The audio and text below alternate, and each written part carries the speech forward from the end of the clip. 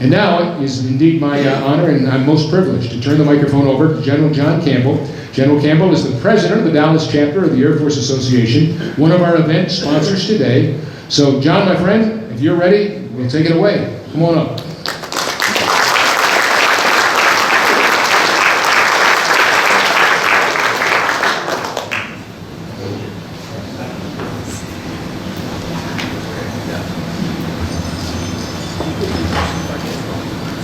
Well, thanks. I'm John Campbell. I'm the president of the Dallas chapter of the Air Force Association. It's my honor to introduce our guest speakers today and moderate the Q&A. I first, though, want to thank Scott Murray for his time in doing this. This whole event is put on by amateurs, but to have a professional as the face to the audience is so valuable to us. And Scott, we know this is one of your passions, and we appreciate it, though. Your time is not.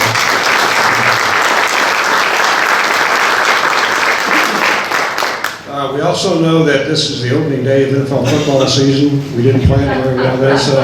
If we see you doing the Blackberry prayer, as we used to say, we just assume you're checking your fantasy football team. Would you put up the Q&A slide, please? So a couple of words about the Q&A. So we are going to spend quite a bit of time on that today. There are three ways that you can ask a question today. This is a very important part of our program. The first is, if you want to email your question to that email address, ndbs.questions@gmail.com, I'll have that inbox open, and that's an easy way to do it. You can do it right now. You can do it during the presentation. You can do it during the Q&A session, and I'll prioritize those and try to combine them so we don't duplicate. The second way is to fill out a question card, and I actually forgot to put them out. Bob Gabauer, I'll give you the question cards in just a second. If you could put those on the table, that'd be great. I just forgot to do it. They're just 3x5 cards. Fill out your question, hold your card up. We'll get a runner to come around and pick up the card and bring it to me, and I'll get it in. And finally, the third way, if we have time, we'll do if you'd rather ask your question in person, hold up your hand, you'll be recognized. We'll have a runner that will bring you a microphone, and please use that because we want to be able to hear your question. And you're welcome to ask it. I just ask if you do that, don't make it a speech, make it a question because we've got a lot of ground to cover and we know how that goes. So that our guests can speak freely during these presentations, we ask that you observe a non-attribution policy, and basically what that means is don't attribute directly to any speaker a specific remark. We think if everybody does that, it will help our guests out and encourage the speakers to be candid and open. So we're privileged today to have two subject matter experts on the Middle East. I've known both of them for many years. I admire them as thinkers and experts on some of the toughest problems and the issues that face us as a nation, and we appreciate the effort they've made to be with us today. Our first speaker is Ambassador Brigadier General Retired Jim Smith, who was Ambassador to the Kingdom of Saudi Arabia from 2009 to 2013. Jim's had about 5 careers. He was a military officer and fighter pilot, a diplomat, a business executive, an educator, and a consultant. And prior to his time in Saudi Arabia, he was in the Air Force for 27 years, served as an Air Force F-15 pilot, flew combat missions, and Desert Storm was a wing commander. Also want to recognize, currently he serves as the CEO of Crosswind Strategic Consulting, focusing on business, education, healthcare, and women's initiatives. I also want to recognize his wife, Dr. Janet Breslin Smith, who is with him, who has a distinguished career on her own as an educator and an expert on defense and political issues. Janet was in the initial cadre of spouses and dependents who came back into the kingdom in 2005 after dependents had been evacuated because of a terrorist attack. And she was intimately involved in women's issues and modernization issues in the kingdom and remains with those interests. So Jim and Janet, thanks for flying. Jim reminded me that they flew yesterday out of Boston on the same time as the 9/11 flight. So they're here. Our second speaker is Steve Slick. Steve is the director of the University of Texas at Austin's Intelligence Studies Project and professor at the LBJ School of Public Affairs.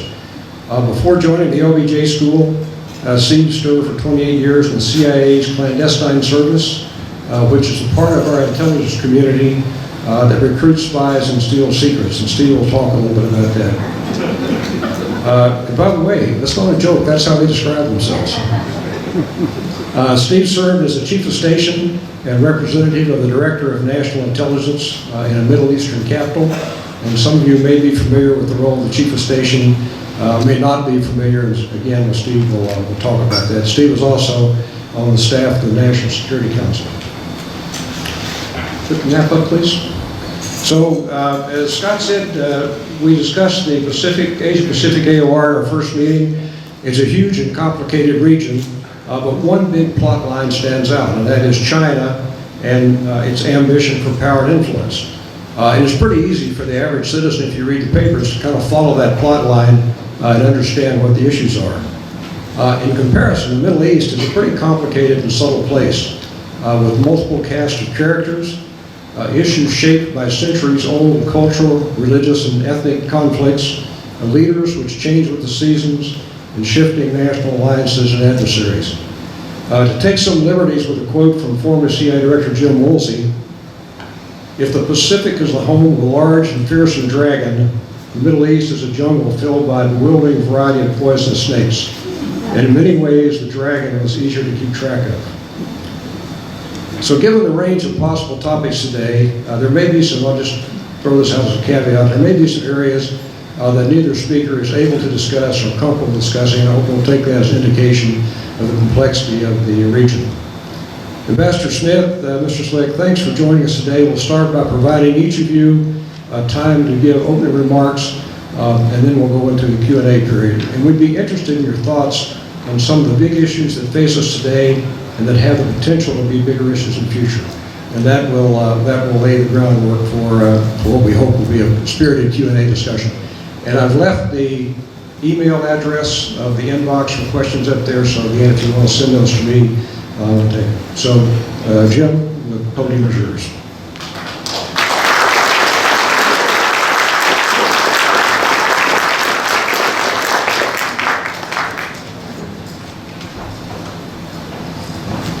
Let me get my cheat sheet.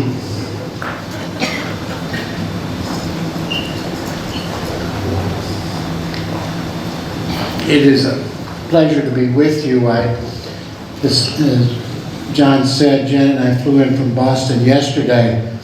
Texas has been in the news a lot lately.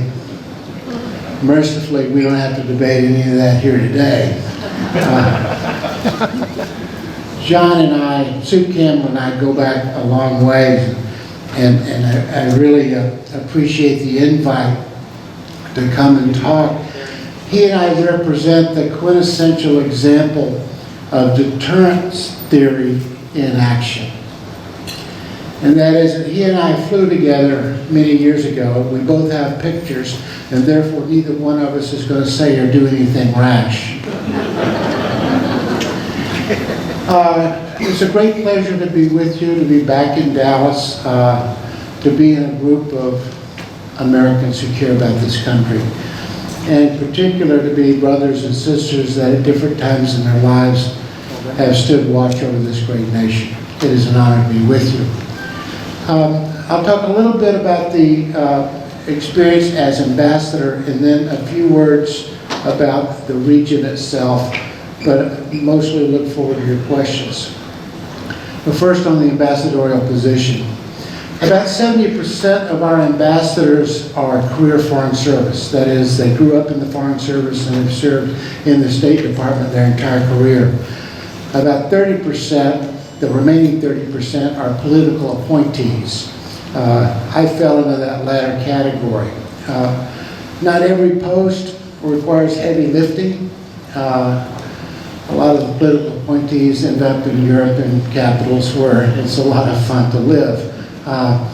NEA, Near East Asia, was the part of the State Department that I was in, and we had 23 ambassadors, and I was the only political appointee because it's a hard place to live. There is heavy lifting required in some posts. Obviously, Russia's that way, China's that way, India's that way. And in my time in Saudi Arabia, it fell into that category for a lot of different reasons. Now, once nominated by the president, there is an extensive preparation process for Senate confirmation, because you're under the watchful eye of the Senate, the subcommittee that's approving your nomination. My experience was relatively straightforward. There was a public announcement around the 1st of June, had my hearing in July. I was approved in August of 2009, and then I was in country in September 2009. In the last so many years, that has been stretched out a lot, but my confirmation process was very straightforward. Now, before departing for post, a newly minted ambassador will receive a formal letter of instruction from the president. And mine outlined my authorities. It stated that I worked for the president through the Secretary of State, and it provided a slate of priorities. My first priority, as outlined in that letter, was the protection and the safety of the embassy, the 2 consulates, the safety of the embassy staffs, and by extension, the safety of all Americans in country. And we had about 50,000 American passport holders in Saudi Arabia.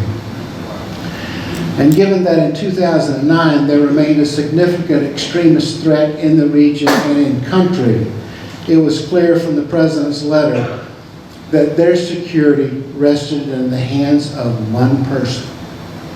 And I knew that that one person was me.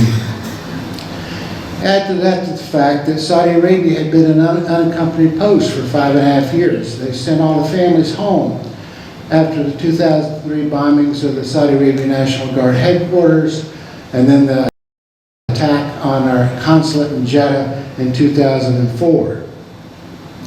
I was the one that convinced Secretary Clinton it was time to bring families back. In fact, my wife Janet was the first spouse that had been back in Saudi Arabia, diplomatic spouse back in Saudi Arabia since the Jeddah attack. It is safe to say that for over 4 years, the first thing I thought about in the morning and the last thing I thought about at night before falling asleep was the safety of the Americans in country. This is why the combination of diplomacy and intelligence is such an important topic for us to discuss together. Every day, my first stop in the morning with my morning coffee was into the station chief's office. What are you hearing? What are people saying? The ambassador decides of the footprint of the American presence in country, where people go and when they can go there. And I was always looking for 2 data points. The first was, how good was our relationship with the host nation Ministry of Interior and military? And how good was the information we were receiving from them? In our case, we had a very close relationship with the Minister of Interior, Mohammed bin Nayef, and we had every reason to trust the information that they gave us because it was actually never wrong. And in fact, they were very responsive when we were giving information to them. As long as I was comfortable with these 2 things, I would allow people to go out, like an accordion. If you're comfortable with those 2 things, you let people go out, otherwise you pull in. Again, we were comfortable. When I got there, the embassy staffs were confined to the city of Riyadh for the embassy and the cities of Jeddah and Dhahran for the consulates. Once we became comfortable with those 2 things, as I said, we then went out and to the whole country. And it's really important because the ambassador's task is to represent the President of the United States and the American people, our interests and our values. And you can't do that hunkered down. So we moved out, and in fact, Janet and I traveled all 14 provinces in the country during our time there. So the intel function is vitally important to the ambassador, particularly in a country with a challenging threat environment. Now, the CIA has the largest footprint of any intel organization. From my observation, they are a superb organization with exceedingly talented people. And not only were they extremely disciplined in the process of intelligence information, I found them open to debate. And very often I would ask the station chief, give me the 2 or 3 experts on issue X. And we sit around the table and have a debate with different opinions about what they were seeing and what they thought that meant. I thought that that was one of the most healthy exchanges that you could have, because you never got the party line from them. Now, I know Steve will address the intelligence community in more detail, but I would submit that from the ambassador's seat, there are many different types of intelligence that are important. Even though the various sectors of the intel community often dismiss each other's relevance. The CIA, for example, places great stock in this idea of processed information. That is, information gathered and substantiated. And they do a really good job of this. But this all takes time. Sometimes the ambassador just wants to know what people are hearing, not intelligence that has been fully processed. The other largest group is the Defense Intelligence Agency. They're a uniform intelligence. They have what I term the vacuum cleaner approach to intelligence. The defense attaché and the other attachés would go out and grab pieces of information and then send them back to Bowling for processing, not process it themselves. Sometimes you'd hear back from Bowling, sometimes you wouldn't. Now, the State Department, on the other hand, will write cables whenever I would have a meeting with the king or the key princes. And in the cable, they would talk about who's in attendance. What's the mood of the room? That would drive the CIA people nuts. And I used to tease the station chief. I would say the CIA must not do feelings. His comeback was, well, that's not real intelligence. Maybe not, but it was important to me. All of those things were important to me, but I left believing, as I do now, that the intelligence community deserves our greatest respect. Now, there are many things I can talk to you about in the Middle East and Saudi Arabia. I look forward to your questions. I'm reminded of an adage that says, if you visit Saudi Arabia for a week, you write a book. If you stay for a month, you write an article. And if you stay for a year, you don't write anything. And we were there for 4.5 years. The reality of it is there's so many layers of the culture and the society that you have to learn, and you find out the more you learn, the more you realize you don't know. In our society, we seem to be focused on 10-second sound bites or 144 characters, and almost never applies to explaining a very complex region, but I'll give it a shot. The one issue I do want to address briefly is the near-term outlook for the region. As most of you know, Afghanistan has been in the news lately, and as we look at the future, it's probably relevant for us to consider the impact of our decision to end that conflict on the Middle East, and in particular, our role in the Middle East. Now, since the Gulf War for sure, and probably back to the 1973 oil embargo, the Middle East has been the center of our foreign policy. That is no longer the case. And while Afghanistan is not in the Middle East, the prosecution of that conflict came largely from forces stationed in the Gulf, particularly Al Udeid Air Base in Qatar. And given that we deployed to the Gulf in 1990, we fought the Gulf War in 1991, we stayed over for a decade, fighting the Northern Watch and Southern Watch, then fought the Iraq War, and then prosecuted the Afghanistan conflict from the region. It's fair to say that we have been at war constantly for 30 years. That ended 2 weeks ago. That ended 2 weeks ago. And the United States is no longer seen by the countries in the region as the entity that guarantees security for our allies in the region, as indeed we're not. I would argue we've been going in this direction for some time. If you remember, Secretary Pompeo traveled to Saudi Arabia just after the Iranian drone attack on Aramco oil fields. And it was interesting what he said during that visit. In Riyadh, his statement was telling. Every country has the right to defend itself.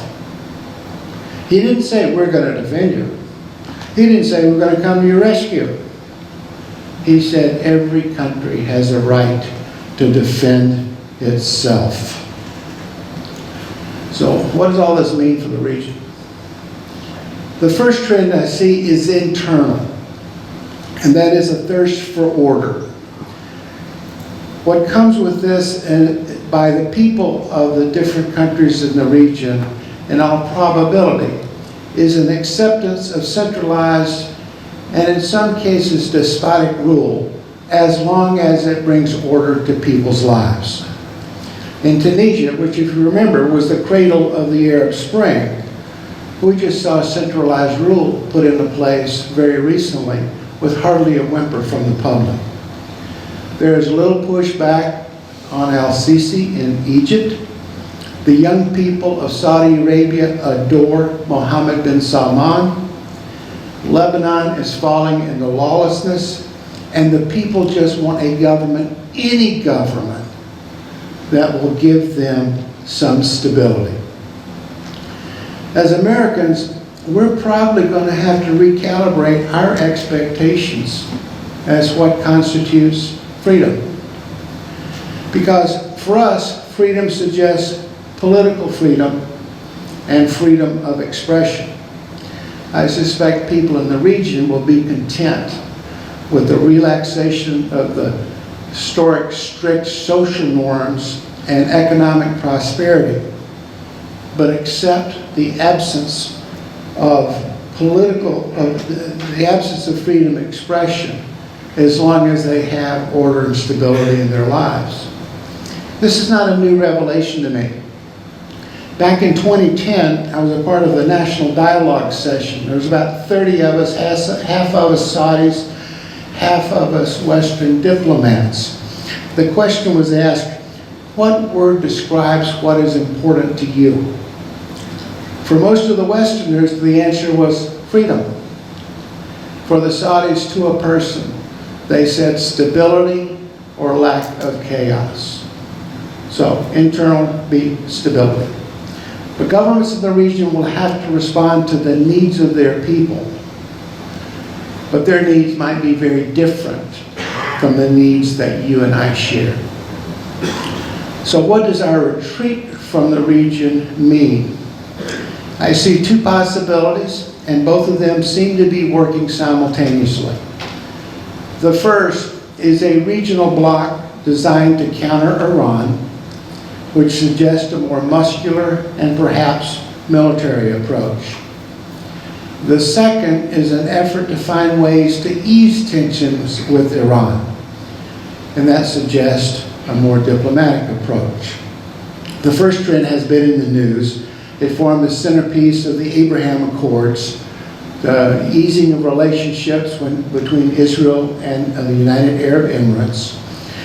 Indeed, it brought into stark reality the old phrase, the enemy of my enemy is my friend, because concern about Iran's threat to the region clearly outweighed long-standing animosity toward Israel. And since the United States could no longer be counted on to deal with Iran, it was time to find someone who would, and that necessarily was Israel. And they do believe that Iran is a real threat, both in terms of their nuclear potential and their strategy for destabilizing the region. So it made sense to create a counterweight. At the same time, there are a myriad of efforts underway to decrease the intensity of the relationship with Iran. Iraq just hosted a regional conference. The United States was not invited, but Iran was. And in attendance was Iran's new foreign minister. By all appearances, there were positive engagements between the Iranian foreign minister and the other foreign ministers of the region. The Saudis have called for a closer relationship with Iran, although it is yet to bear fruit. Oman maintains a positive relationship with Iran because they're just across the Straits of Hormuz. But they've had this relationship for the long term. And with the easing of GCC tensions over Qatar, there are renewed positive challenges, or positive exchanges with Iran over their shared gas field. I expect both of these themes will continue to play out in parallel. And it is my hope that the diplomatic path proves successful. And again, I look forward to your questions. Thank you.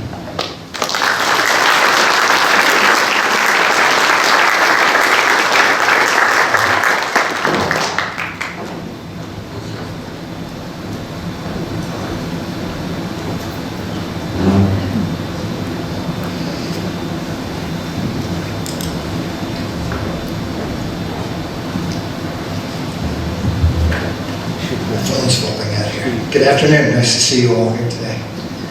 So thanks, General Campbell, very much for that, for the opportunity to participate in your briefing series this afternoon. Before I came up, I think I may have 2 microphones on. Just one? Okay, good. Thanks. I studied up a little bit on the Air Force Association and the other sponsors of the group, and I was really impressed with the kinds of support and the kinds of activities that you're undertaking. It's very impressive. And also the strong community that you built around, in particular, the Seidel chapter of the Air Force, its mission and its people. It's impressive. I must say, as a former member of CIA's clandestine service, I'll confess that it feels like something of an unnatural act to speak in public about national security matters. Since I've had plenty of opportunities to lecture and hold forth with my students in Austin, I usually find a way to say no to outside speaking requests, but in this case that was unfortunately not an option. I don't know anybody who can say no to Sue Campbell. General Campbell's both a hero and a national treasure, and quite possibly the nicest person I ever met 27 years ago. So that's what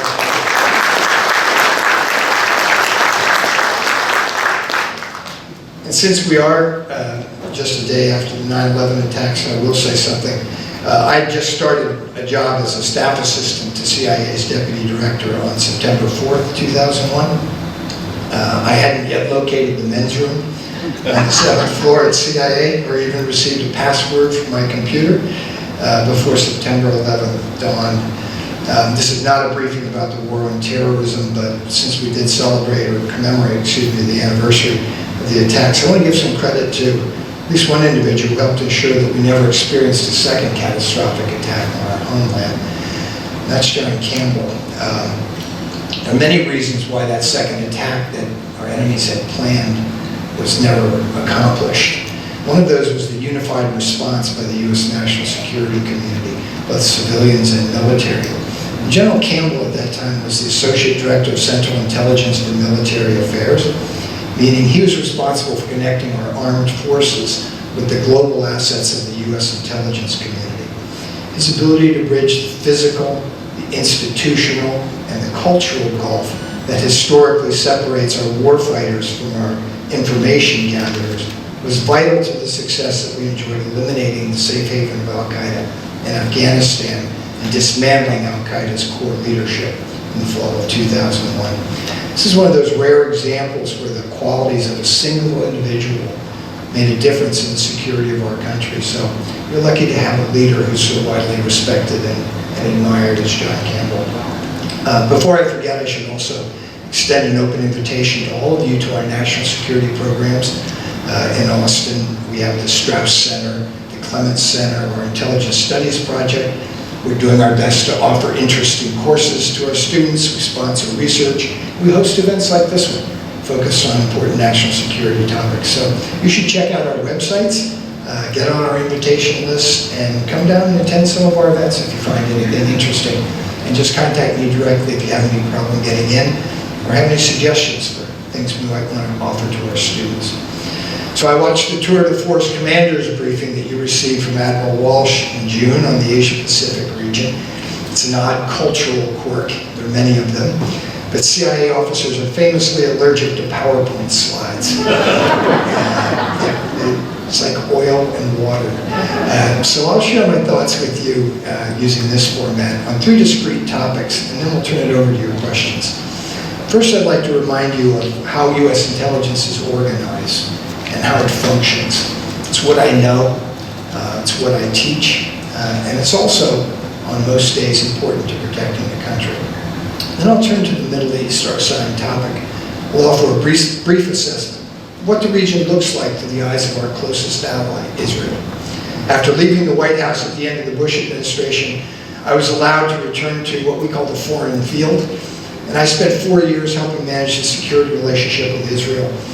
And during that tour, I also dealt extensively with the Palestinian Authority and its security services that you may be interested in talking about. And then finally, I'll try to prime our discussion of the opportunities and challenges that confront U.S. policymakers in the Middle East by placing the region in its near-term historical context. I think you'll find it consistent with what Ambassador Smith told you as well. It's been almost 10 years since the Arab Spring unfolded, and that was a remarkable series of events, and so it's a good time to take stock. So turning to U.S. intelligence.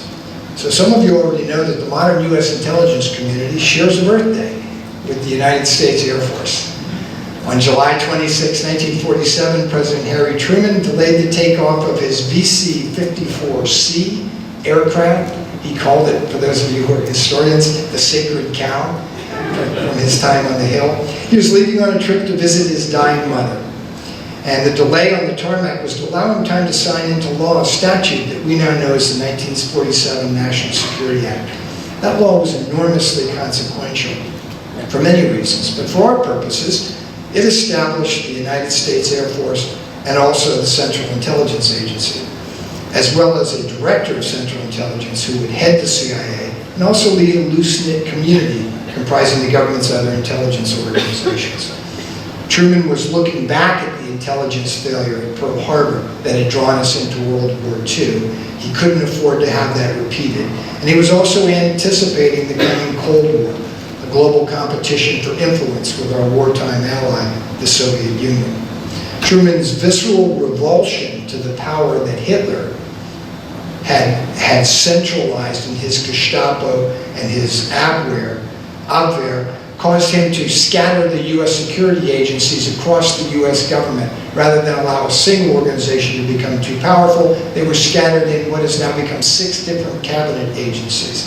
And that was a protective measure, and it was Truman's own input. Okay? The purpose of our intelligence community then as now is the same: to provide information to busy policymakers making national security decisions. The theory of the case is quite simple. Better information will result in better policies. But of course, gathering and evaluating that information and producing those better policy decisions has proven anything but simple over the years. After the successful Al-Qaeda attacks in 2001 and informed by the influential 9/11 Commission, Congress passed a law in 2004 that restructured U.S. intelligence for the first time in 50 years. It was called the 2004 Intelligence Reform and Terrorism Prevention Act, the IRTPA. Rolls right off the tongue. And what it did was essentially created a National Counterterrorism Center where we bring together all the available threat reporting. And it also created a Director of National Intelligence who has the authority to force the agencies to share information with one another and to work more closely together. These reforms in the Office of the DNI itself have experienced a rocky first 15 years, I have to say. But I supported those changes then, in 2004 and 2005, when the office stood up. And I still believe our intelligence community, that now includes 18 different specialized agencies, is more effective under strong central leadership. I'd suggest that the DNI and American intelligence currently face 4 major challenges. There are probably more. First, are we smart and agile enough to shift our attention away from counterterrorism and towards peer state competitors like China and Russia? Everyone in Washington agrees that we should reorder our national security priorities. But who's going to force 18 agencies scattered in 6 different cabinet departments to change what they've been doing for the last 2 decades, and doing quite successfully? Second, with the rise of domestic extremism, can we successfully adapt intelligence tools that we perfected overseas for use against foreign nationals to targets in the United States, who, oh, by the way, enjoy constitutional rights to privacy, free speech, and assembly? Third, does the president have 1 intelligence advisor or 2? The 2004 law declares that the DNI is the president's principal intelligence advisor. But the last 3 presidents have included both the DNI and the CIA director as permanent members in their National Security Council. There's only 1 military advisor to the president in the National Security Council, and that's the chairman of the Joint Chiefs of Staff. So why do we have 2 different intelligence leaders attending all of these policy meetings? This is maybe a good place to take that detour that General Campbell alluded to and described the role of a chief of station, or what we refer to as a COS. So the COS in a foreign country supervises all the CIA's personnel and activities there. And since 2005, the COS has had the added responsibility to serve as the DNI's representative to the foreign country. And his job in that capacity, just as the DNI tries to coordinate the intelligence effort in the United States, the COS overseas tries to support the local ambassador with intelligence and help him or her ride herd over the various security agencies that may be at post, right? And in large embassies overseas, I'm not sure what Ambassador Smith's experience was in Saudi Arabia, sometimes we have 12 or more intelligence agencies represented in the embassy. So that's an important function. Now, with respect to the relationship between the ambassador and the chief of station that Ambassador Smith referred to, whenever a controversy or a disagreement arose, and they're very rare, very infrequent, but they do happen, I was always mindful of what Ambassador Smith said, and that is that the ambassador is the president's personal representative in a foreign country, and that my bosses as the COS, in other words, the DNI and the CIA director, work for his boss. So that's an important reminder, and I'm sure Ambassador Smith never lost an argument with the chief of station, or not a good chief of station in that case. Okay, turning to Israel. So after 5 years at the White House, I managed to find about the only assignment in government that had any worse working hours. So I moved to Tel Aviv. I was not then and am not now a specialist in the Middle East, but I faced a steep learning curve, and eventually I came to understand how the region actually looks through the eyes of Israel's political, military, and intelligence leaders. Israel is the only functioning democracy in the Middle East, period. It is, for that and other reasons, our closest ally in this part of the world. In fact, the United States was the first country to recognize Israel, only several minutes after it declared its independence in 1948. Of course, the next thing that happened that week was that all of Israel's neighbors declared war on the new state, and Israel's perpetual struggle for survival had begun. Recall that I served there during the first term of the Obama administration. The personal and political relationship between President Obama and Prime Minister Netanyahu was frosty, to say the least.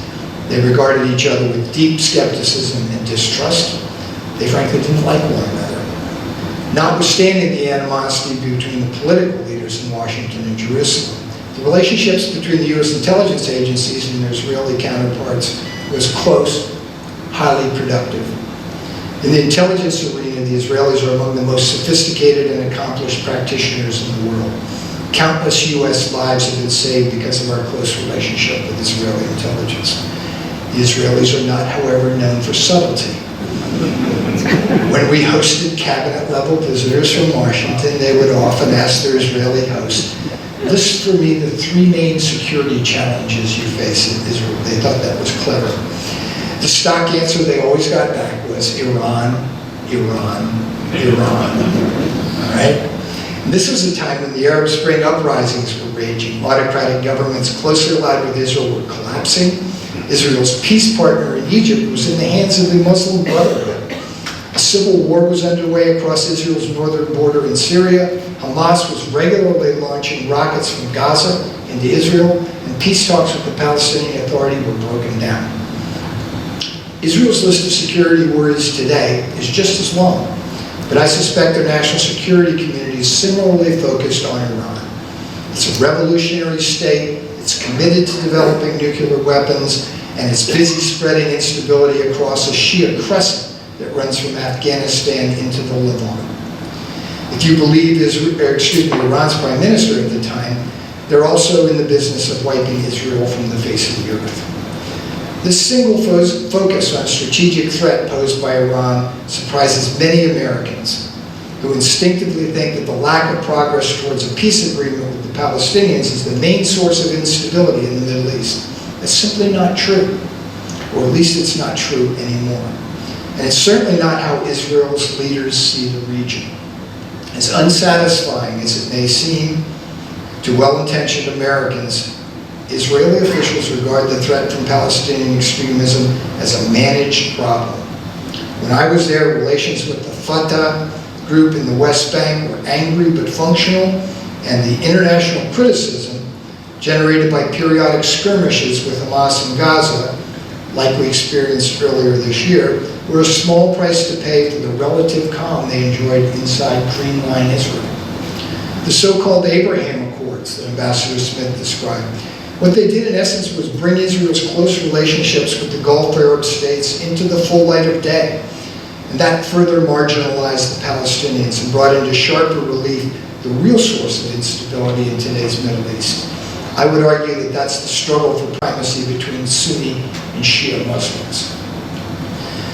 I could argue that the most dangerous, the least watched conflict underway in the world today is a shadow war between Israel and Iran.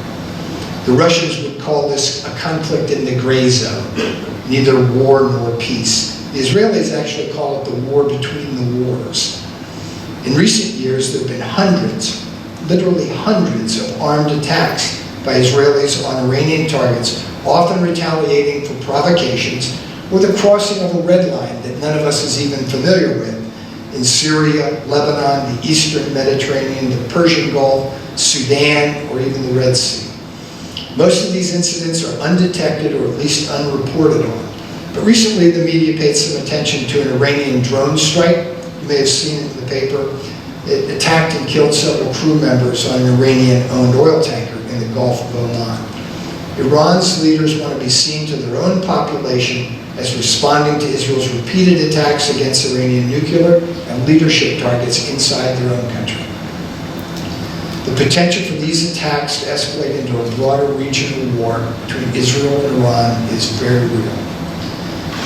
Last, the Arab Spring and the region's deficit of democracy, we call it. The United States has a long history in the Middle East, but for most of that time our role was secondary to the European colonial powers and the Ottoman Empire. In the aftermath of World War II, with decolonization, the rise of Arab nationalism, and the advent of the Cold War, the U.S. stepped forward. The goal was to contain Soviet expansionism and secure our vital energy resources. The Suez Crisis in 1956 punctuated that transition and established the U.S. as essentially the guarantor of security in the region. To ground a discussion of today's Middle East and the role the U.S. can and should play in this region, it's important to consider the Arab Spring uprisings that started more than a decade ago in Tunisia, as Ambassador Smith said. They swept from there across North Africa, through the Arabian Peninsula and into the Levant. The violence and instability unleashed 10 years ago has not abated. You're familiar with the opening chapter in this story. After another unpleasant encounter with a crooked cop, a Tunisian fruit seller, a fellow named Mohamed Bouzizi, set himself on fire, triggering massive street protests against unemployment, economic stagnation, official corruption, income inequality, and a general lack of voice in their own government. The protests and demands for change were not contained in Tunisia, spread quickly across the region. The prevailing narrative is that they spread so quickly, this energy and these new ideas, across the region because of social media and digital technology. I think this claim's a little bit exaggerated because the unrest actually spread to a dozen states within weeks, and many of those states, at least 10 years ago, frankly, had relatively low rates of internet penetration and social media activity. The fact that activists were organizing using social media platforms, in particular in Egypt, helped fuel the charge that the Arab Spring represented a major intelligence failure, right? How could the massive and sophisticated US intelligence community fail to detect revolutions that were being organized by kids on Facebook?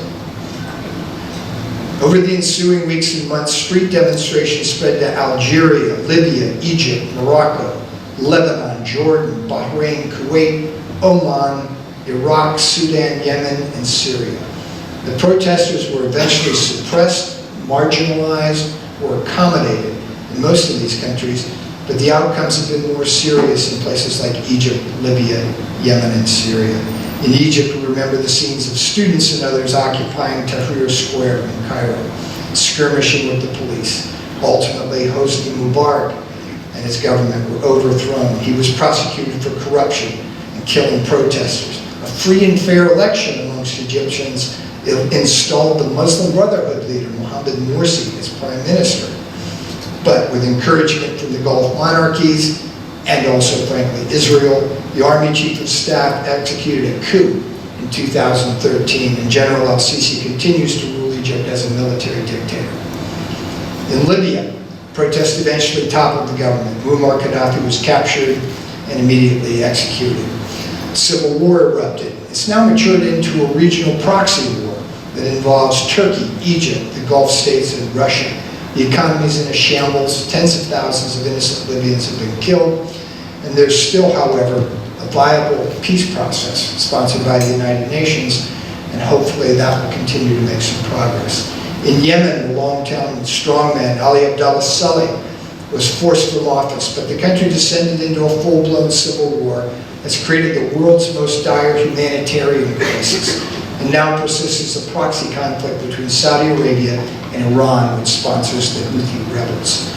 And finally, Bashar Assad's government violently suppressed public protests in Syria. A civil war erupted that's killed tens of thousands. Millions of Syrians have been forced from their homes. And it created space for the growth of violent religious extremists like the Islamic State. It allowed them also to advance their plans to establish a pan-Arab Islamic caliphate. With active involvement of Russia, Iran, Turkey, Israel, and the US, Syria is a full-blown proxy war zone with no clear path to a successful political settlement, leaving aside the massive task of rebuilding its shattered economy. So the initial promise of the Arab Spring was unrealized. Conservative forces in the region violently suppressed their people, who were doing nothing more than seeking the blessings of democracy. At least 3 civil wars emanating from those protests are still raging with the support of outside powers. So the challenge confronting US policymakers today is how to narrow America's role in this unstable region and create opportunities to shift our diplomatic, intelligence, and military attention to more serious challenges in the Asia-Pacific region. This debate will invoke all the classic questions that we study in our classes on international relations and on American foreign policy. First, how deeply should we get involved in these unresolved conflicts in the Middle East? Will we be able to resist what George Washington warned about in his retirement letter in the late 18th century? Will we be able to resist the hazards of foreign entanglements or stick to our own business? And secondly, should our actions in the Middle East be determined by a cold calculation of America's interests, or should we be guided, as President Biden has recently promised, by America's enduring values? These are hard choices. I'm interested in hearing from you on all of those and more. So thanks very much again for your time.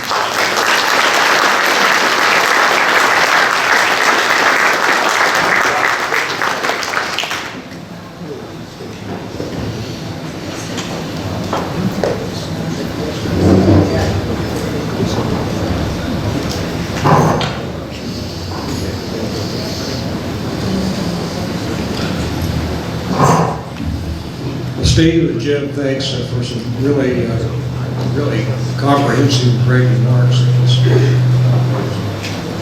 very informational. I'll just say, Steve, you're very kind to the remarks about the CIA. I never expected to end up my military career at the CIA. I had no intel background, but I got sent there, as we say, you go where you're sent. Short of flying on Jim's wing, though, my time at CIA was probably the most interesting part of my career. I was in CIA headquarters on the morning of 9/11 and watched that community spring into action, and I was proud to be part of it. I have a great admiration, by the way, for the men and women with clandestine service who really put their lives on the line and operate in the gray areas of our national policy. So I got some great questions. I'll tell you right now, I'm really impressed with the sophistication of the questions, and I'll get to those in just a second. Again, please send them to the email inbox or hold up your question card, and we'll get to the in-person questions. So let me start off. I was actually going to ask initially an overhead question from both of them about the future of the region in light of our experience in Afghanistan and what the Afghanistan situation portends for U.S. activity in the region. I'll modify this a little bit and say, ask this question. If the U.S. in fact withdraws in some degree from the region, what does that mean for the great power competition in the region? Obviously, is there an opportunity for China, who certainly has an interest in that part of the world? Does Russia, what interest does Russia have?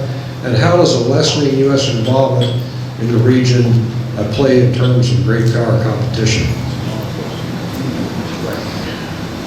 Well, I think you've got to start with asking the question, what is the United States government's position going to be vis-a-vis the other great powers? And if we're shifting our focus from the Middle East to Asia Pacific, for example, what in particular will our stand be against China? Do we see China as a military threat? Do we see China as an economic threat? And we need some definition on that first.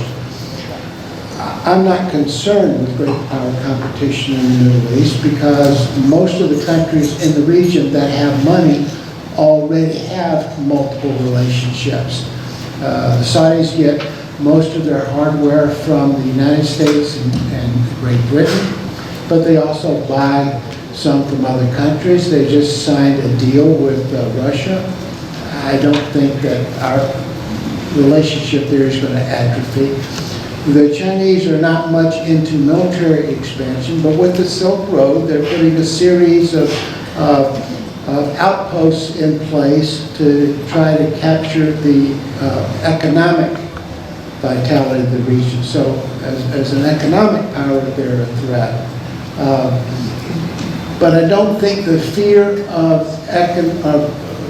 of near-peer competition should force us to make a rash decision to move in and fill every perceived void. Yeah, I agree with that. I think that's exactly right. You also have to look at the net impact. If the premise of the question was that if we lessen our interaction, our engagement, our deployments in the Middle East, will that create space in the Middle East for Russia and China to be more active and more influential? Well, the reason we're withdrawing our focus and our forces from the Middle East is to reorient them to East Asia, where we're closer to what we see as a long-term rival, a competitor, potentially a military adversary. So I don't think the Chinese would view that as a benefit if they were able to make new commercial contacts in the Middle East. If in fact it meant that 50, 100, 150,000 U.S. security forces are flowing to their part of the world, to their backyard. So net-net, I don't think it's a problem. I don't think the Russian interest in the Middle East should distract anybody. Russia's a declining power. They're playing a spoiler role in Syria. Even that they can barely afford.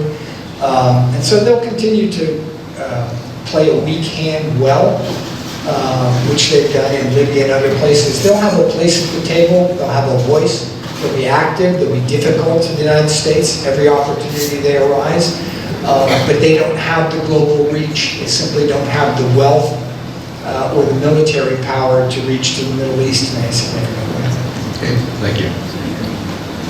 Here's a good question, actually. It's one I had a question on when we started this whole discussion, and that is a simple one.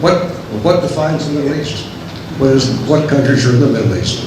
And I don't know that there's a unified agreement among all the agencies. I'll just tell you what the Central Command view of the Middle East is, what's in their area of responsibility. And by the way, Israel was just added to the Central Command area of responsibility this year. The 20 other nations, including Afghanistan, Bahrain, Egypt, Iran, Iraq, Jordan, Kazakhstan, Kuwait, Kyrgyzstan, Lebanon, Oman, Pakistan, Qatar, Saudi Arabia, Syria, Tajikistan, Turkmenistan, all the stands, UAE, Uzbekistan, and Yemen. So that's a working definition, I guess, of what's in the Middle East. I think there's some scenes here and there. In fact, I think CIA has a different view sometimes of the regional scenes than DOD has. But that's good enough for our discussion. Steve, here's one for you, since you sort of brought this up. Having lived in Iran for 6 years under the Shah and having seen the recent visible desire to overthrow the current government, what can we expect in the future? How can the Iranians achieve an overthrow, and I guess assuming they want to, and what part should the U.S. play in that discussion, in that policy? Yeah, I would encourage you to take at least the first several weeks of my covert action seminar. We spent a lot of time on Operation Ajax, 1953, the CIA-sponsored overthrow of Prime Minister Mohammad Mossadegh, which remains controversial to this day. So I think several things that I'm not sure we'll be able to place together in any satisfactory way. I think the Iranian people are probably dissatisfied on some level with their government, at least their inability to travel, their economic hardships, their inability to interact on an international stage with their peers outside, scientists, performers, and athletes, and others. So I think the government is not popular, but I think the prospects for a successful popular uprising are non-existent and at present, and I think the U.S. should be very, very slow to try to get involved either in fomenting that sort of uprising or encouraging people that come into the streets with the aim of displacing their government. It's a highly effective police state.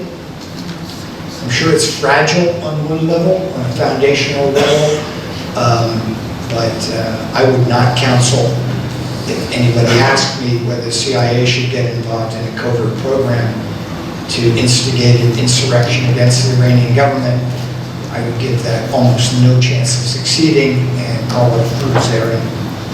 So it would be ideal, it would suit many of our interests, it would please many of us, it would bring to the clerical regime what they deserve, a reckoning by their people, but I don't see it happening.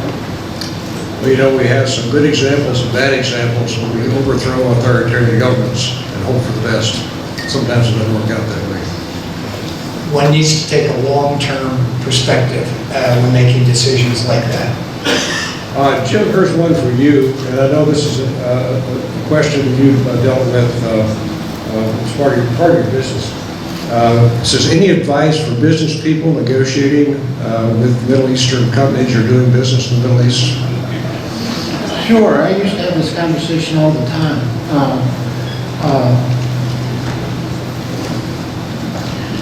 Find a partner over there who you want to do business with. Americans tend to go into a country with the idea of getting a deal, and if you get a deal, you make friends, and then become friends and give gifts. Turn it around, give gifts, make friends, and then the business will take care of itself. So this idea of finding an in-country partner makes so much sense. for several reasons. One, the Saudi government wants tech transfer and knowledge transfer. So while they are willing to accept what you're doing in country, they would like to see that transfer in part to a Saudi partner. The second and the biggest reason is the Saudi bureaucracy is almost as bad as our bureaucracy. And it's very difficult to know the rules, and the rules change all the time. So find somebody over there that understands it, is there all the time, and you stay close to what you're doing, and then that would be the person who worked through the bureaucratic process. So it becomes a real partner. And the third thing I would say is enjoy their company.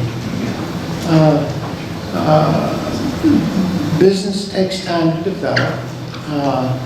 I remember the president of a company came in one day and plopped down on my couch and was just really frustrated. And I said, "What's wrong?" And I said, he said, "Well, we're negotiating prices right now." And I said, "Well, you're going to lose."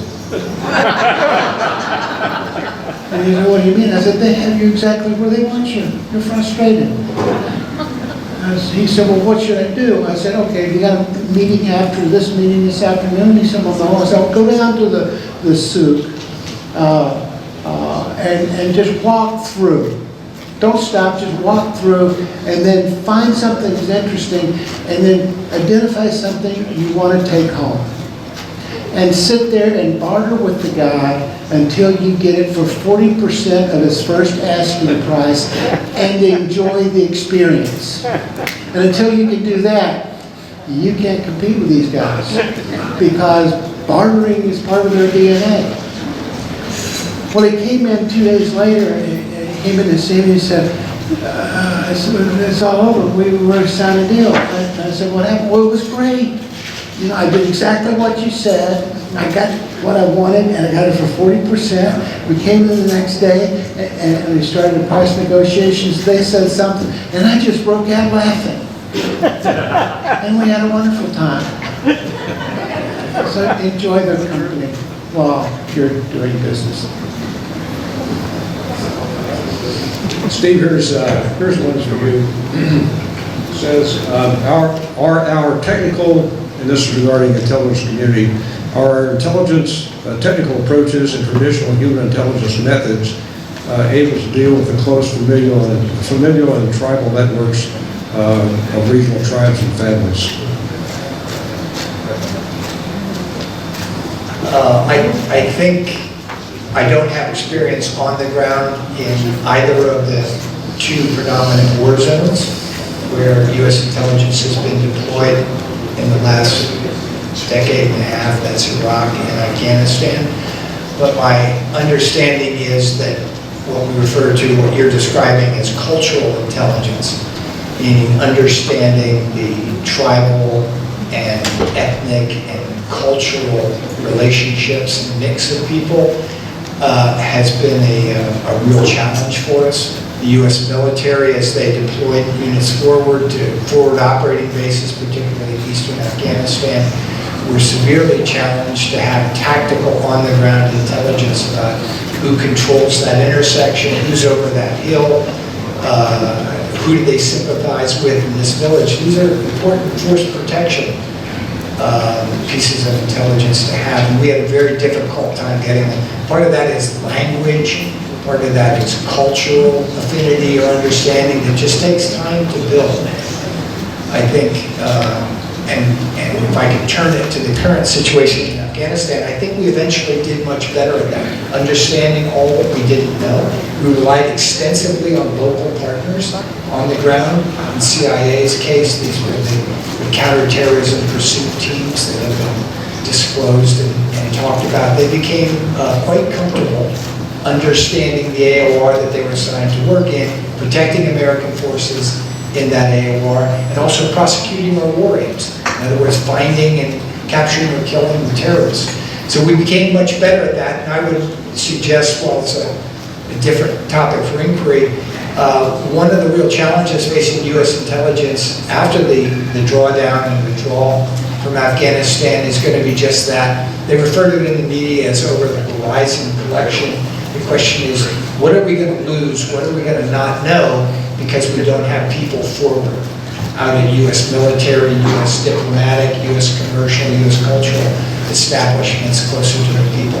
And I think there's going to be a real loss there. There's going to be a deficit there. And the question is, for the policymakers, are the benefits of withdrawing forces, taking them out of harm's way, maybe eventually redeploying them to the east? Those are clear benefits for American security interests. Do they outweigh the risk that we're now accepting in Afghanistan? Because it's just simply harder to collect intelligence if you're not physically on the ground. And I think the CIA Director, Bo Burns, said that in congressional testimony several weeks ago. It's uncomfortable, but it's a fact that we will be going forward accepting greater risk that the activities of our enemies may not be detected as early or as completely as we would have had we been there closer to them.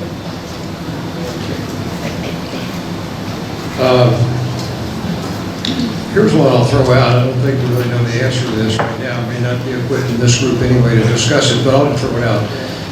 What's the impact of the captured equipment in the bases in Afghanistan in terms of utilizing American equipment, reverse engineering, what they find there, and exporting that to the guys who shouldn't have it? I'll throw that to either one of you. I'll take a sort of tangential shot at it. I think that was greatly exaggerated. It's a legitimate question to ask. You know, we're leaving a lot of money, a lot of equipment behind. We paid a lot of money for it. Is it potentially useful to our enemies after we leave? And then the Taliban obviously took advantage of that to include some of these pieces in their parades and some of their spectacles that they wanted to see filmed. I think as the days and weeks and months pass, their ability to use anything other than the small arms and the shoulder-fired missiles and items like that, I think is going to be negligible. My evidence for this was a serendipitous look a couple days ago before an event at the university at the Russian pullout in 1989. For any of you who were following events then or might want to go back and look at it, the scenes of General Gromov crossing the Amu Darya River at the Friendship Bridge, being met by his son, you know, they're kissing halfway across the bridge as the last Soviet forces went through. The Soviets left everything. Every piece of equipment that they took there over 10 years they left behind, and within weeks it was unusable to the Mujahideen forces that had taken power. So I don't think U.S. tanks are going to be used against friendly forces in Afghanistan, or helicopters, or any of the other material we left behind. Do you have any other comments? I think Steve nailed it. Here's a really high-level question, and I'll throw it out to either one of you. What should we know about the Sunni-Shia differences, the theological differences, and how that relates to our national security and our policy in the Middle East? That's sort of a boil the ocean question, but I'll throw it out. Yeah, the conflict in the region is not Sunni-Shia. The conflict is political. Many of my Saudi friends would tell me about growing up and their next door neighbor was Shia and they were Sunni and everybody got along. The Sunni-Shia rift that we see today has been the byproduct of Iranian efforts to destabilize the region. And it's been a coherent strategy since 1979. If you're looking to build a power base, you can do one of two things. You can spend billions of dollars on weapons to get stronger than your neighbors, or you destabilize your neighbors because all power is relative. The Iranians have taken the approach of destabilizing their neighbors so they're stronger. And the Sunni-Shia divide has been one of their instruments. the real issue at work is this concept called Rifat al-Fiqh,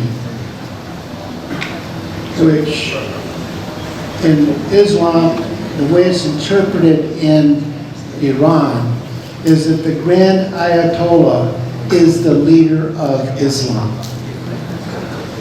Well, the Saudis just don't buy that. The Saudis call themselves the keeper of the two holy mosques. So in Sunni world, Saudi Arabia is keeper of the holy mosque, and they maintain the holy places for all Muslims. In Iran, the Grand Ayatollah, going back all the way to Khomeini in '79, has said, I am the leader of Islam.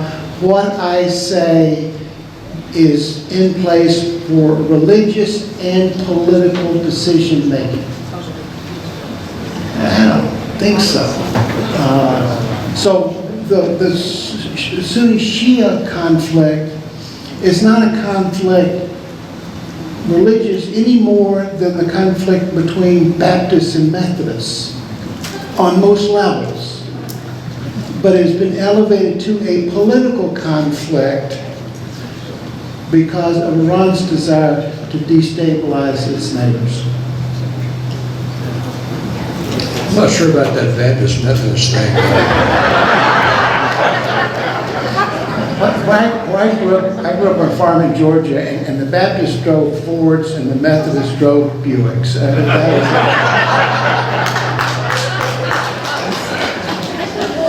Steve, here's one for you, and if you know the answer to this, we need to call the DNI and let him know. So how do you shift from the war on terrorism to watching the PRC without losing sight and understanding the terrorist threat? Well, you don't. These are all relative priorities. So in our system, the intelligence priorities, what we expect our intelligence community to be doing all year in terms of their collection and their analysis, is not set by the intelligence professionals themselves, rather it's set by the policymakers, by the people who are going to benefit from this information, and the people who are elected by the public. They get to set the priorities, and the intel officers are supposed to go out and get the information, the insights, pass them along in a timely fashion. So one thing you'll never get a policymaker to say to the intelligence community is, oh, stop doing this, because I want you to work exclusively on that. It's not how it works. They simply add new items to the list. It's called the Foreign Intelligence Priorities Process. There's a piece of paper called the INFID, and it comes out every year. It's where the policymakers tell the intel community what they expect them to do in the coming year. Anyway, so that list has not grown shorter.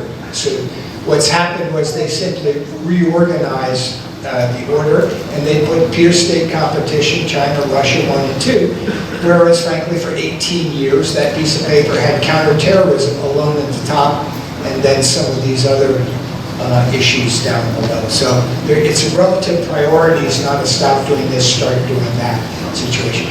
And this is a tremendous challenge because there's not more money coming, there's simply more things to keep track of.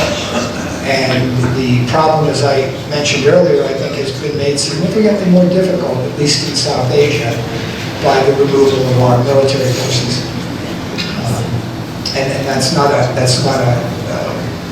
quarrel with the policy. The policy objective may have been perfectly appropriate. This is simply one of the risks that was attendant to pursuing that policy. Right.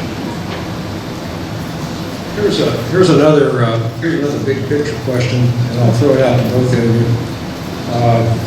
Future major conflicts will have a huge and significant cyber element. Do you feel the intel communities are adequately sharing and addressing the threat? What improvement is needed? And I'll add on to that, there's an enormous cyber capability inherent, and particularly in Israel and the Middle East. And sometimes it depends on which side they're on with that capability, but they're there. What do you think about the cyber threat going forward?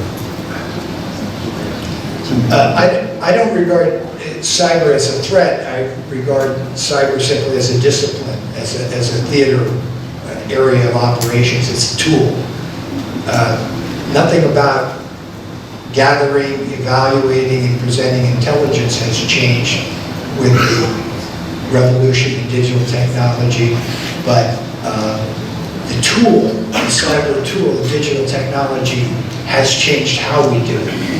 And it's changed everything, just the way it has in our private lives, it has in U.S. intelligence, and that's everything from human intelligence, to technical intelligence, to analysis, to covert action. Digital technology has changed everything. We're extremely vulnerable. As I mentioned in my remarks, I might have skipped over, the margins are extremely thin right now. We used to have a tremendous technological advantage in the intelligence field. We could very often penetrate other people's networks while keeping our own networks secure. Those margins are very thin right now, so we're defending this much space between us and our adversaries. And in that regard, it's very important to have allies like Israel. Israel's a small country, a vulnerable country, but extremely well educated and sophisticated on matters of cyber, and they're great partners of ours in that area. So the short answer is it's changed everything about the intelligence discipline, and it's one of the most significant challenges we face today is making sure that we can defend those margins and maybe even grow them. And that's what the discussion of quantum computing and some of these breakout technologies are. They're trying to take a big leap forward, get ahead of our enemies. Deadly serious stuff. Absolutely. Okay, so here's the plan. I'm going to take a couple of questions from the floor, and then once we do that, I'll ask one follow-up question so that we meet our objective of ending on time. So whoever's going to handle the mics, Bob, are you going to do that? Ted, if you would retrieve a mic here. We have a question right up here. I have two questions right up here.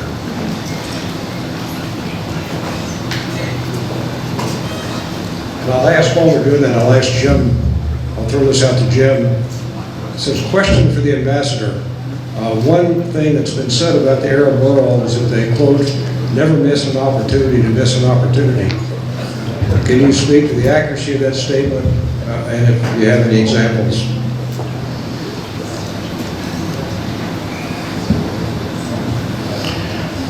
The statement is accurate.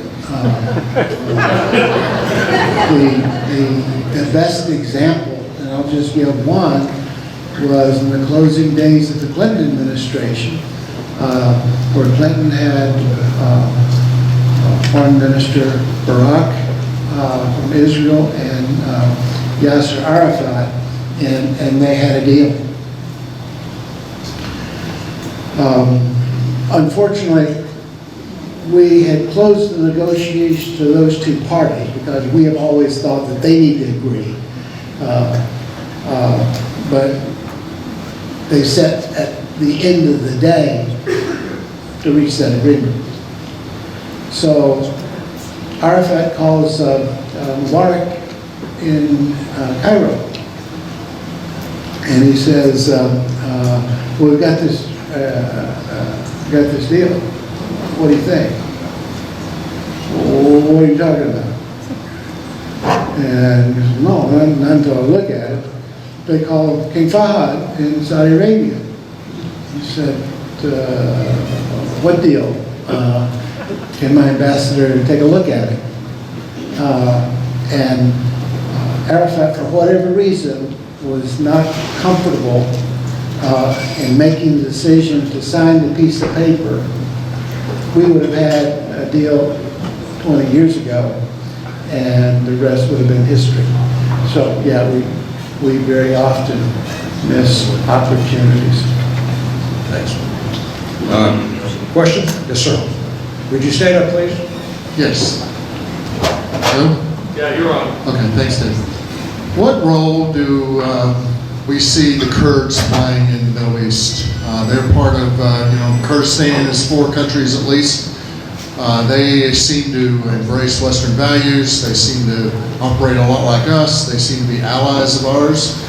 How do we support that, and what role does the government see in supporting them? Well, as we're talking about missing opportunities, let's talk about the British for a second, and their ability to draw lines after World War I. The whole region is arbitrary lines.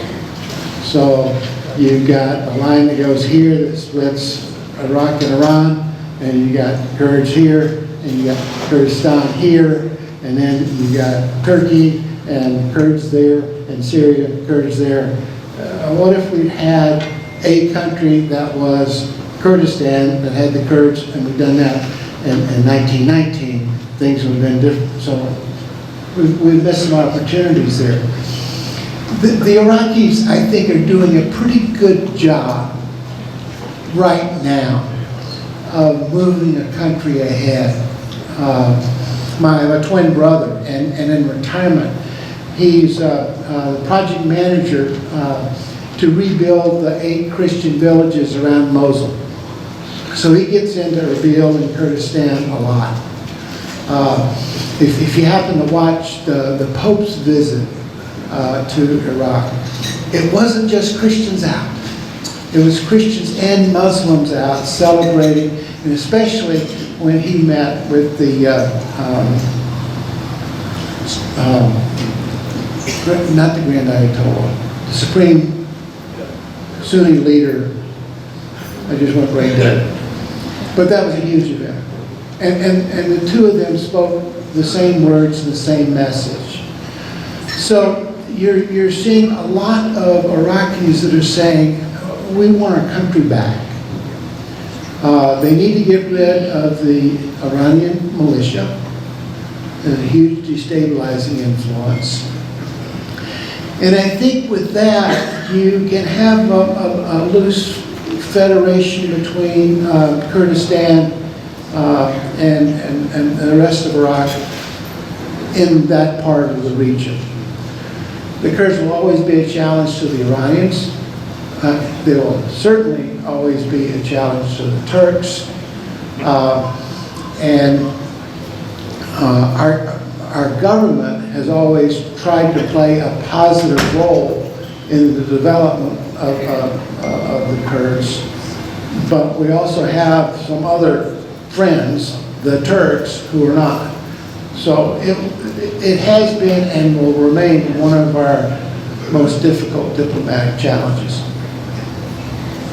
I think I would just add, I think there probably will be, as the ambassador said, some opportunities for them to express their cultural identity and have some kind of relative economic independence, particularly to pursue some of the oil well that happens to be on territory they control. But their aspirations for statehood, I think, are completely misguided, won't be supported. There's no state in the region that wants to redraw the international boundaries to create a Kurdish state. And so if they can moderate their strong, historic, even justified interest in achieving statehood for their people, and work within those limitations to express their identity, their solidarity, cultural, religious, some economic freedom of motion, that's all possible. But referenda for statehood and redrawing borders, that will never enjoy the United States government's support, I don't believe. I have a question for both the ambassador and the spy master. So we understand that Israel is our historic, unflinching ally. Saudi Arabia, the Emirates, Qatar, Jordan, they for the most part, they're strong allies that we can count on. My question is, what are the countries in the region that you believe we can strengthen and solidify our relationships with that would be strategic, that could be made to be depended upon, realistic?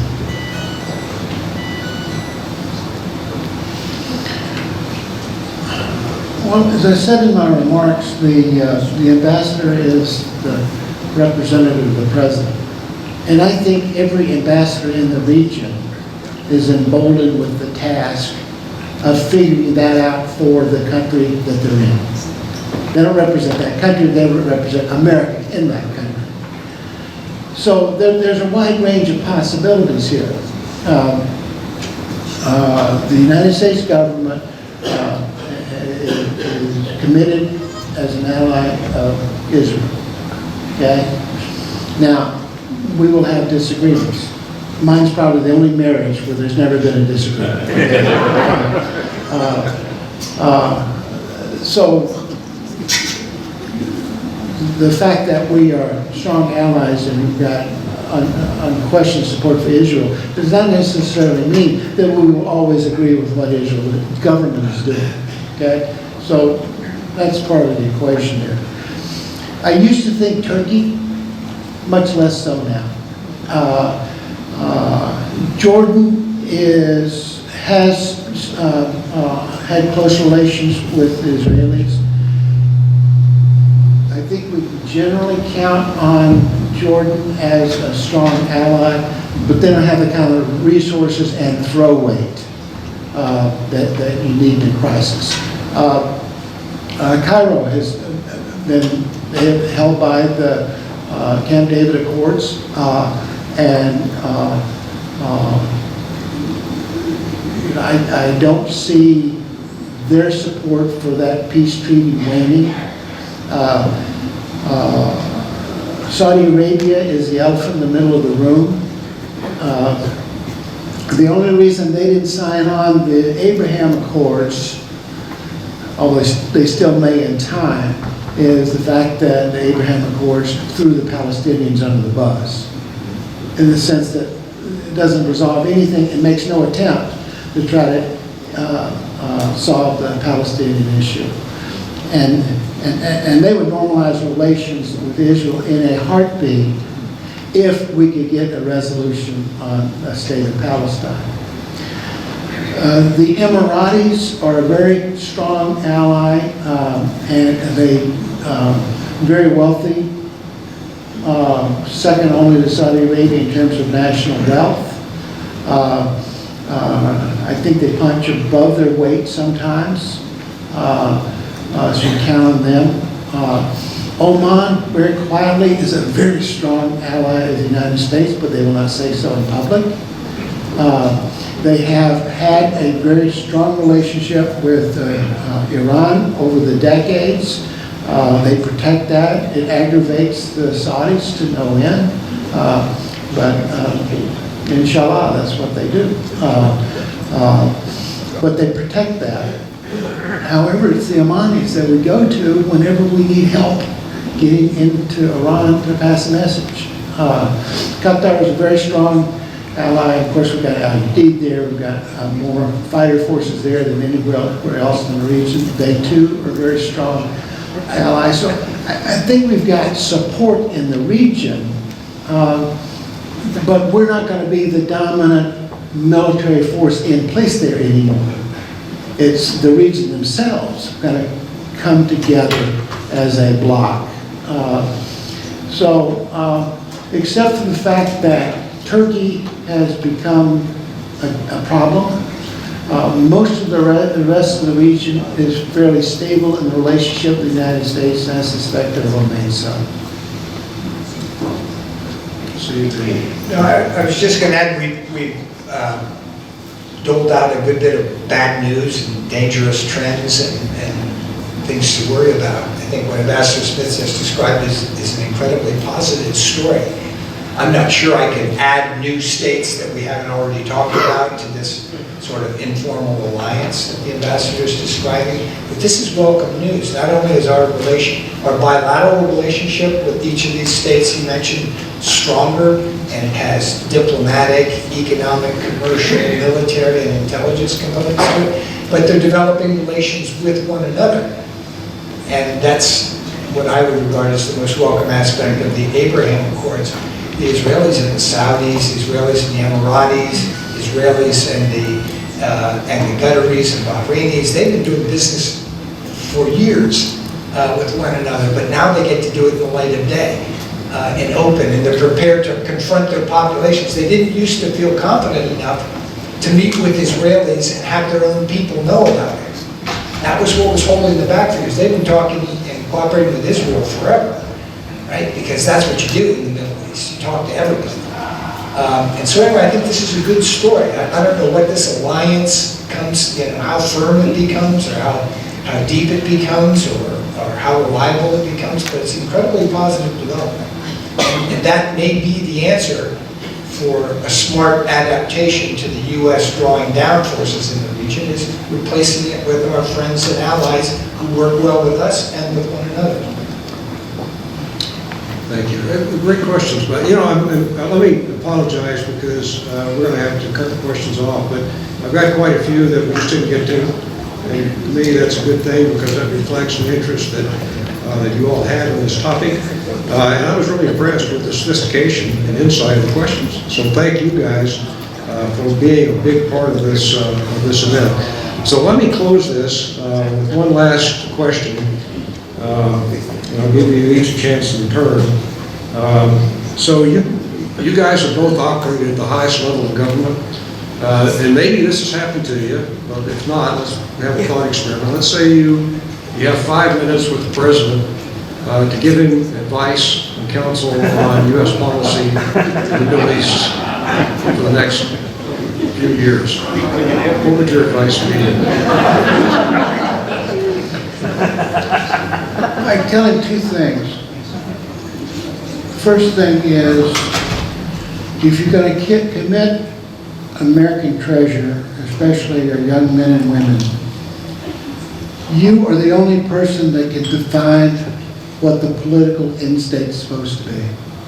It's your job to define the political objective of the operation and what it's supposed to look like when we get done.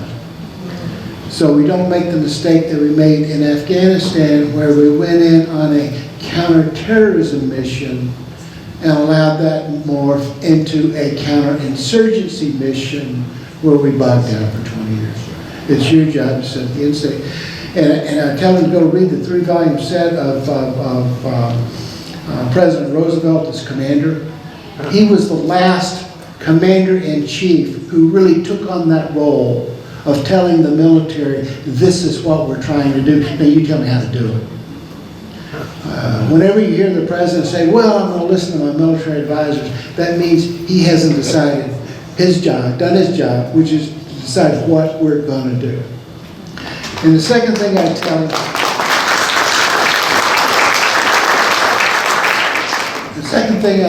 him, is, when you make that decision, you bring the senior military commanders in the room and say, you're there until we win, lose, or you're fired. Okay? I would remind him that when Roosevelt made the decision to replace Admiral Kimmel in the Pacific after Pearl Harbor with Admiral Nimitz, passed it to Admiral Leahy. Leahy called Nimitz into his office and said, the president said, get your ass to Pearl Harbor and stay there until we sail into Tokyo Bay. There wasn't any doubt that he was not on a 1 year and then come back home. And when you look at both Vietnam and Afghanistan, we got into this personnel thing of trying to give everybody combat experience, so you change over every year. You change over every new commander comes in and says, well, look, out of place, he really screwed it up, but I got the right answer. So the military strategy changes every year or two. You stay there until you win, we lose, or I fight.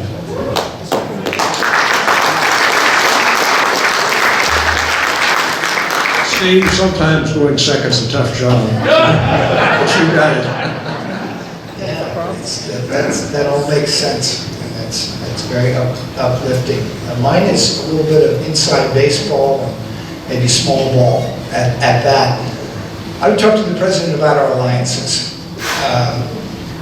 I used a shorthand when I was describing the Cold War as a competition between the Soviet Union and the United States that we ultimately prevailed in, and many of you deserve a great deal of credit for that.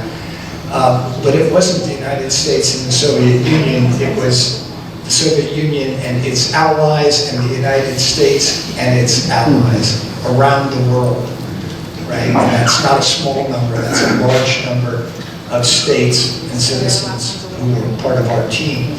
And I would take that understanding and look forward at the coming competition with China. We don't know how this is going to go, whether it's going to be competitive, partially cooperative, wholly cooperative, or whether it's going to be adversarial, whether this is going to be a power that we have to compete and fight with militarily. That would be a horrible outcome for mankind if it comes out that way. But as I look across our advantages, we have some disadvantages when we compare and contrast China's strengths and weaknesses in this competition and our own strengths and weaknesses in this competition. They have a larger population, they have an economy with commensurate economy with a good deal of momentum, they have markets, they have dictatorial rule. In other words, they're not slowed by democratic processes like debate and elections and all these untidy things. But what they don't have is friends. Right? And we did, and we still do. But these relationships, many of them are not as strong as they were, not as strong as they should be. We've spent several years, frankly, beating up on our friends rather than encouraging and strengthening them. And so I would encourage President Biden or his successor, when he looks forward strategically at the coming competition with China, and racks and stacks Americans' advantages and disadvantages in this. Not to forget alliances. There are no votes in it. There are no votes in going to Brussels for a NATO meeting or going off to a CETO meeting in Southeast Asia or going to Japan or South Korea and rallying our allies on the front lines of this coming competition. But it may be the most important thing a president does is to make serious and enforceable commitments to our allies and receive and exchange the same from them, because ultimately it's going to be us and our team competing with China and not us alone. Steve, you did good. Thank you.